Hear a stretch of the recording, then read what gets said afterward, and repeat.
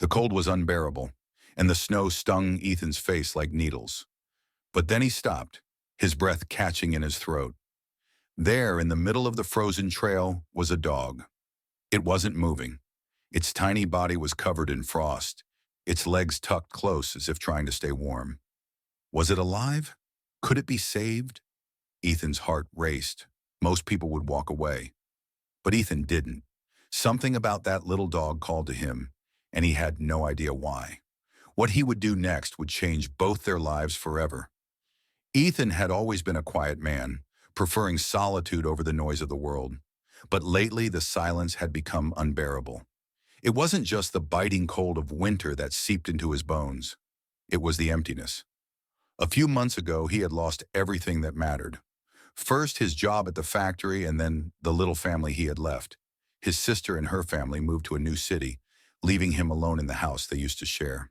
The walls felt heavier now, the quiet suffocating. So he walked. Every morning, no matter how cold or bleak, he pulled on his heavy coat and set off into the forest near his home. The snow-covered trails became his escape, a place where the world felt as still and empty as he did. He didn't mind the cold. In fact, it matched his mood perfectly.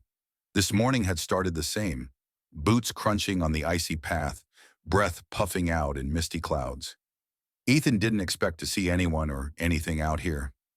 That's why he froze when he spotted the shape in the snow. His heart twisted. It was just a dog, but somehow its lifeless form mirrored everything he'd been feeling. Alone, lost, forgotten. Ethan didn't know it yet, but stopping for that dog was about to pull him out of the coldest winter of his life. The snow crunched beneath Ethan's boots as he moved closer to the strange shape on the trail. His breath hung in the icy air, swirling like smoke before disappearing into the cold. Each step felt heavier, as if the weight of the moment was pressing down on him. The shape became clearer. It was small, curled in on itself. Ethan's heart sank as he realized what it was. A dog. Its fur, once soft and colorful, was now stiff with frost, clinging to its fragile frame. A thin layer of ice had formed over its body, glistening like glass under the weak morning light. He knelt beside the dog, his gloved hands trembling as he brushed away the snow. Its eyes were closed tight, its legs tucked against its chest as if it had tried to shield itself from the bitter cold. A metal pipe lay nearby, half buried in the snow. It must have sought warmth from it before the freezing temperatures overtook it. Ethan's breath hitched. The dog looked lifeless. Was it too late? He placed a hand over its tiny body, hoping for any sign of warmth. At first there was nothing. Then, a faint, almost imperceptible flicker of heat against his palm. His heart raced. It was alive. Barely. He looked around the forest. The snow was falling harder now, the wind picking up, biting at his exposed face. The nearest help was miles away, and the dog wouldn't survive much longer like this. His mind screamed at him to leave it, to save himself. But something about the dog stopped him. Maybe it was the way it looked so small and helpless. Maybe it was the way its frozen body reminded him of his own isolation. Ethan shook his head, determination flaring in his chest. "I'm not leaving you," he murmured. He reached into his pocket and pulled out a small utility knife. With careful hands, he began chipping away at the ice encasing the dog's body. Each movement was slow and deliberate, the cold numbing his fingers through his gloves. The ice was stubborn, refusing to let go of its grip on the fragile creature. Every time Ethan's knife slipped, fear jolted through him. He couldn't risk hurting it. Minutes stretched into what felt like hours. Ethan's hands ached, his breath coming in short, visible gasps as he worked. Slowly, the ice began to crack. A loud snap echoed through the forest as the final piece broke away. Ethan reached down and gently lifted the dog into his arms. It was so light, its body still stiff from the cold. He wrapped it in his scarf, tucking it close to his chest. The faint warmth it gave off was almost heartbreaking. This little creature was clinging to life by a thread. Ethan stood, his legs trembling from the effort. The wind howled around him, and the trail ahead seemed impossibly long.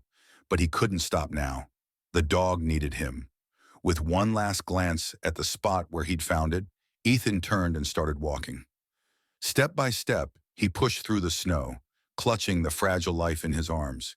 He didn't know if he would make it in time, but he had to try. Ethan trudged through the snow, the dog cradled tightly against his chest.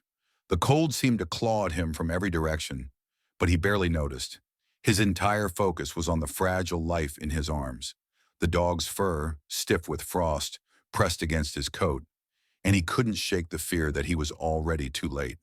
The trail was relentless, the wind howling like a wild animal. Each step felt like a battle as snow piled higher around his boots. His breath came in quick, sharp puffs, his body aching with every movement. Still, he pressed on. "Hang in there," he whispered, his voice cracking in the cold. He wasn't sure if he was talking to the dog or himself. The nearest veterinary clinic was miles away. Ethan hadn't planned for such a trek, and the biting cold made it feel even longer. The weight of the dog in his arms seemed heavier with each passing minute, but he refused to stop. Stopping meant giving up, and that wasn't an option. As the storm grew fiercer, Ethan's thoughts raced. What if he didn't make it in time? What if the dog slipped away before he could reach help? The thought tightened his chest. He couldn't let that happen. The forest began to thin, the faint outlines of buildings appearing through the swirling snow. Relief surged through Ethan. The clinic wasn't far now. "We're almost there," he murmured, hoping the dog could somehow hear him. When he finally reached the clinic's doors, his legs nearly gave out. He stumbled inside, the warmth of the building hitting him like a wave. The stark contrast to the bitter cold outside was jarring, but Ethan didn't have time to stop and adjust. "I need help," he called out, his voice trembling with urgency. "This dog, please, it's freezing." The staff sprang into action, rushing to take the dog from his arms. As they gently laid it on a table, Ethan's hands hovered in the air, reluctant to let go. The dog looked so small, so fragile. Its shallow breaths were barely visible, but they were there. That was enough to give him hope. "Is it alive?" Ethan asked, his voice barely above a whisper. A vet nodded, her expression serious but determined. "It's alive, but it's critical. We'll do everything we can." Ethan sagged against the wall, his chest heaving as he finally allowed himself to breathe. For the first time, he wasn't alone in this fight. All he could do now was wait and pray. The clinic buzzed with quiet urgency as the veterinary team sprang into action. The dog, now lying motionless on a heated blanket, was surrounded by bright lights and steady hands. Ethan stood just a few feet away, his arms wrapped around himself, unsure of what to do. He wanted to help, but he felt helpless, watching the tiny dog fight for its life. "Frostbite is severe," one of the vets murmured, her voice calm but focused. "We need to stabilize its body temperature first." They worked quickly, their movements precise. Warm fluids were administered, oxygen was placed near the dog's face, and frostbitten areas were carefully cleaned. Ethan watched as they massaged its tiny limbs, trying to coax life back into the fragile creature. Every second felt like an eternity. "Is it going to be okay?" Ethan finally asked, his voice trembling. Dr. Marcus, the lead veterinarian, glanced at him. His expression was kind but serious. "We're doing everything we can. It's a fighter, but the damage is extensive." Ethan's stomach twisted. A fighter. Somehow that simple word made his chest ache. This little dog, freezing and alone in the snow, hadn't given up. How could he? Hours passed. Ethan paced the waiting room, the sterile walls doing nothing to calm his nerves. His mind was a whirlwind of thoughts. Why had the dog been out there alone? Was it abandoned? Lost? The thought of someone leaving it to freeze filled him with a mix of anger and sadness. Finally, Dr. Marcus emerged. His face was a mix of exhaustion and resolve. Ethan stood up, his heart pounding. "We've stabilized the dog," the vet said, "but the frostbite is worse than we anticipated. To save its life, we'll need to amputate part of its tail and some tissue on its limbs." Ethan's breath caught. Amputation. The word felt heavy, final. He thought about the dog's future, how it would move, play, live. But then he remembered its faint warmth against his chest, the fragile flicker of life that had clung on against all odds. "Do whatever it takes," Ethan said firmly. His voice was steady, but his heart ached. "Just save it." The procedure was long and grueling. Ethan stayed in the waiting room, his head in his hands, his thoughts racing. Memories of the dog flashed in his mind, its tiny body encased in ice, its desperate fight to survive. He couldn't lose it now, not after everything it had been through. When the vets finally emerged, their expressions held a mix of exhaustion and relief. The surgery was successful, Dr. Marcus said. The dog has a long road to recovery, but it's alive. Alive. Ethan let out a breath he hadn't realized he was holding. Thank you, he said, his voice thick with emotion. They led him to the recovery room, where the dog lay on a soft blanket. Its fur was still patchy from frostbite, and its movements were sluggish, but its chest rose and fell in steady breaths. Ethan knelt beside it, his hand hovering over its head before gently stroking it. You're a fighter, he whispered, his voice soft. I think you're going to make it. The vet interrupted his thoughts. We'll monitor it for the next 24 hours, but after that, we'll need to decide where it will go. It could be transferred to a shelter or rehabilitation center. Ethan frowned. The thought of this dog, now missing parts of its tail and limbs, struggling in a new and unfamiliar place, felt unbearable. It had already fought so hard. It didn't deserve to face more challenges alone. No, Ethan said firmly, surprising even himself. I'll take care of it. It's coming home with me. Dr. Marcus raised an eyebrow but nodded. It's a big responsibility. This dog will need constant care, physical therapy, and a lot of patience. I know, Ethan said, his determination unwavering, but it deserves a chance. The vet smiled. Then let's get it ready. The drive home was quiet, the dog bundled in soft blankets on the passenger seat. Ethan glanced over every few seconds, his heart aching at how small and fragile it looked. The clinic had given him clear instructions. Clean the wounds daily, administer medication, and be patient. But as he carried the dog into his house, he couldn't help but feel overwhelmed. Was he really ready for this? Ethan set up a cozy spot near the fireplace, lining it with thick blankets and pillows to keep the dog warm. He gently laid it down, careful not to disturb its bandaged limbs. The dog didn't move much, its eyes half closed, its breathing slow but steady. You're safe now, Ethan murmured. I've got you. Over the next few days, Ethan's life revolved around the dog. Cleaning its wounds was delicate work, and each time he touched its frostbitten skin, the dog flinched. It didn't trust him, not yet. But Ethan understood. This little creature had been through so much. Trust would take time. Feeding was another challenge. The dog refused to eat at first, turning its head away no matter what Ethan offered. He tried everything: soft food, warm broth, even hand-feeding small pieces of chicken. Come on, buddy, he said softly, holding a piece close to its nose. Just a little. Finally, after hours of coaxing, the dog took a hesitant bite. Ethan's chest swelled with relief. That's it, he whispered, a small smile breaking across his face. We're getting somewhere. As the days turned into a week, the dog began to show small signs of progress. Its breathing grew stronger, and its eyes opened more often, watching Ethan with quiet curiosity. One afternoon, as Ethan sat beside it, the dog did something that stopped him in his tracks. It leaned against his hand. The gesture was small, almost imperceptible, but it made Ethan's throat tighten. There you go, he said softly, stroking its head. You're starting to trust me, aren't you? He decided it was time to give the dog a name. Sitting cross-legged on the floor, he watched it rest, its bandaged limbs tucked close. Bailey, he said after a moment. How about Bailey? You look like a fighter, and fighters deserve strong names. The dog didn't respond, of course, but Ethan smiled anyway. Bailey it is. Caring for Bailey wasn't easy. Every day brought new challenges. Moments when Ethan doubted himself, when Bailey flinched away or refused to eat. But those small breakthroughs, like a wag of a tail stump or a glance of trust, kept him going. Slowly but surely a bond was forming, and for the first time in a long time, Ethan felt like he had a purpose. Bailey's recovery was slow, filled with moments of triumph and frustration. Each day brought a new challenge, but Ethan was determined to see the little dog thrive. The cozy spot near the fireplace had become Bailey's sanctuary, and Ethan's house started to look more like a rehabilitation center than a home. Soft mats covered the floors to cushion Bailey's movements, and ramps replaced steps to make navigating easier. One of the first big hurdles was getting Bailey to stand again. Ethan knelt beside the dog one morning, gently supporting its weakened body as it tried to find its balance. Bailey's legs trembled, its movements unsteady, but Ethan encouraged it with soft words.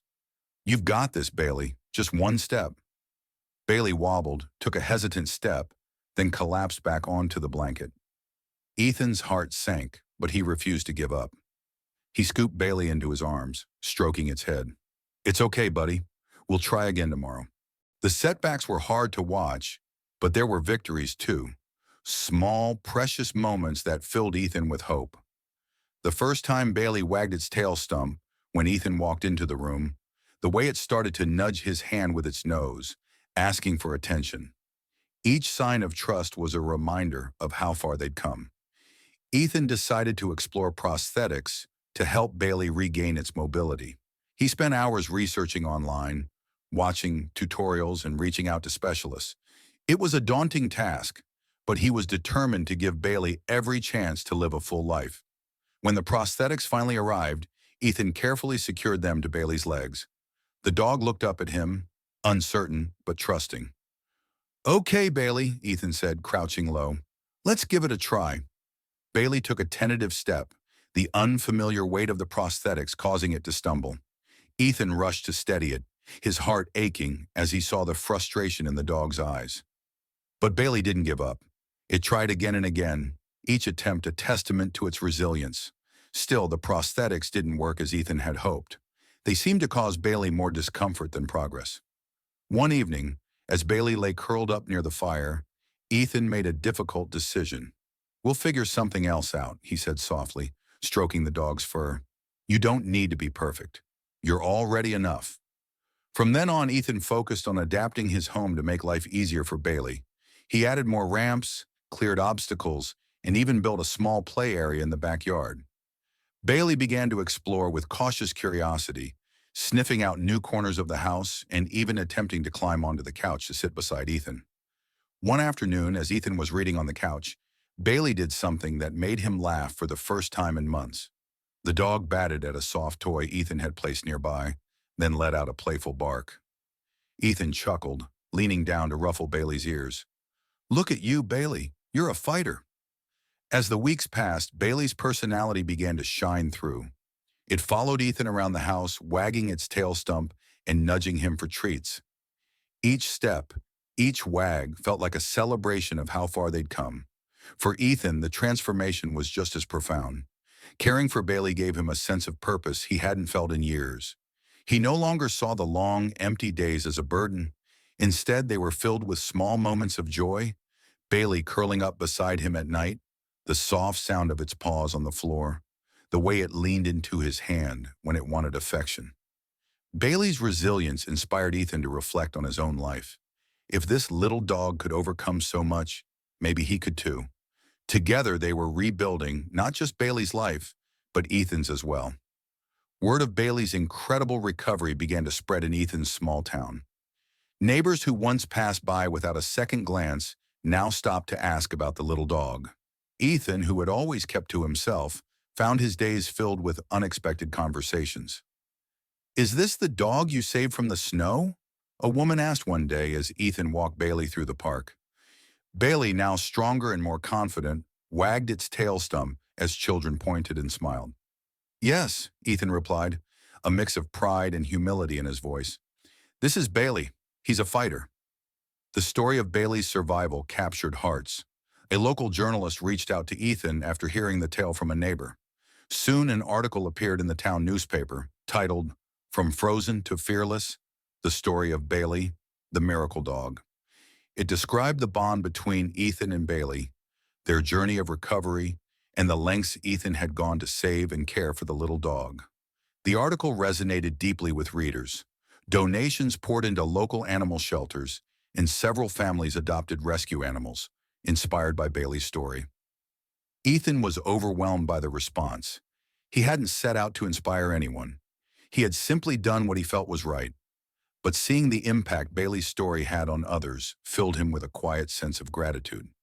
One day, a group of children knocked on Ethan's door, holding a handmade card that read, "Bailey, you're our hero." Inside were drawings of Bailey with a wagging tail, playing with toys, and walking with Ethan. Ethan chuckled as Bailey sniffed the card curiously, then wagged its tail in approval. "It looks like you're famous now," Ethan said, scratching behind Bailey's ears. The community's love for Bailey extended beyond admiration. Volunteers offered to help Ethan build a more comfortable space for Bailey to play. A carpenter down the street even made a custom ramp for the backyard, complete with soft grips to make climbing easier. Bailey, once a timid and fragile dog, now brought joy wherever he went. Children would run up to pet him, and neighbors would stop to share stories about their own pets. The once isolated Ethan found himself at the center of a growing circle of connection and kindness. But the greatest impact was on Ethan himself. Bailey's resilience reminded him that even in the face of hardship, life could bloom anew. As he watched Bailey explore the world with boundless energy, Ethan realized they weren't just helping each other heal. They were inspiring everyone around them to believe in second chances. The winter snow had melted, giving way to the fresh bloom of spring. Ethan sat on the porch, the warm sun on his face, and Bailey curled up at his feet. The little dog had come a long way from the frozen, lifeless figure Ethan had found in the snow. Now Bailey's eyes sparkled with life, and its tail stump wagged with every sound of Ethan's voice. Ethan watched as Bailey stood, carefully making its way down the ramp Ethan had built. The dog's movements were still wobbly, but there was a determination in every step. Bailey paused to sniff the grass, then looked back at Ethan as if to say, "I'm okay." "You're amazing, Bailey," Ethan said softly, his voice filled with pride. Over the months, Bailey had not only adapted to its new life, but thrived. The dog's playful antics brought laughter to Ethan's once quiet home. Whether it was batting a soft toy across the room or curling up beside Ethan at night, Bailey had become more than just a pet. He was family. Ethan leaned down, stroking Bailey's fur. "We've come a long way, haven't we?" he whispered. "You saved me as much as I saved you." As the sun dipped below the horizon, painting the sky in shades of orange and pink, Ethan felt a deep sense of peace. The journey they had shared, one of survival, trust, and unconditional love, had transformed them both. Bailey's story had become a beacon of hope, not just for the town, but for Ethan as well. It reminded him that even in the coldest winters, there's a chance for warmth, a chance for life to begin again. Sitting together on the porch, Ethan smiled. "The best is yet to come, Bailey," he said, and in his heart, he believed it.